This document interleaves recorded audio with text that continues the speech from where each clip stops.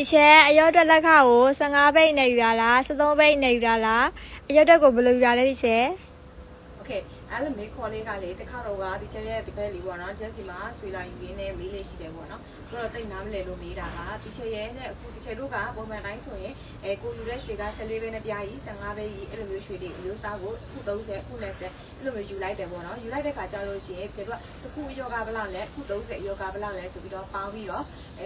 အခောက်ဖွဲ့ပြီးတော့အခောက်နဲ့ပတ်စံကြီးတော်လကအခောက်တော်လကအဲ့လိုမျိုးပြန်ပြီးတော့လဲလေးရှိတယ်ပေါ့နော်ဆိုတော့သူမေးတာကျတော့ဒီချက်လိုက်တာဆိုရင်ကျမယူလိုက်တဲ့ပစ္စည်းတွေရဲ့ပြောတဲ့လက်ခကိုရောက်အခောက်နဲ့ဖြတ်တာလားလဲဘာနဲ့ဖြတ်တာလဲဆိုပြီးတော့မေးခဲ့တဲ့မိခို့ကိုဖြည့်ပေးမှဖြစ်ပါတယ်ဆိုတော့အခောက်ကို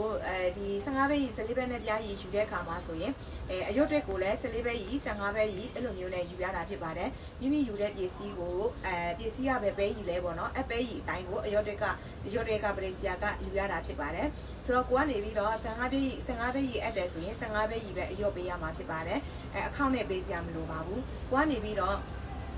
12ပဲကြီးနဲ့အထက်အဲ့မယ်ဆိုရင်ပရိစီယာက12ပဲကြီးအထက်ပဲရမှာဖြစ်ပါတယ်။ဒါကြောင့်မို့လို့တချို့လူတွေဆိုရင်အရင်ညက်တာတွေမကင်ဘူးလို့ပြောကြတယ်ပေါ့နော်။တချို့လူတွေကလည်းအရင်ညက်တာတွေတက်ဒုံးထဲတွေပဲခက်တဲ့လူတွေလည်းရှိပါတယ်။ဆိုတော့အရွတ်ယူတဲ့ခါကျလို့ရှိရင်မိမိကဘာအရင်နဲ့အပ်တာလဲအရင်အတိုင်းပဲအရွတ်ကိုပေးလေးရှိပါတယ်။အကောင့်နဲ့ဖြတ်တာမျိုးမဟုတ်ပါဘူးရှင်။ကျေးဇူးများကြီးတင်ပါတယ်။မခင်ပါအကယ်၍ဒီလိုပဒေနဲ့ပတ်သက်ပြီးတော့အရွတ်ဘယ်လိုယူတာလဲဒီပဒေကိုဘယ်လိုထိန်းတာလဲပဒေစီရင်ဘယ်လိုလုပ်တာလဲအဲ့လိုမျိုးသိချင်တယ်ဆိုရင်တော့ဒီချက်ဒီ comment အောက်မှာမဲခက်လို့ရတယ်ချက်ပေါက်မှာလာမေးခက်လို့လည်းရပါတယ်ရှင်ကျေးဇူးများကြီးတင်ပါတယ်မခင်ပါ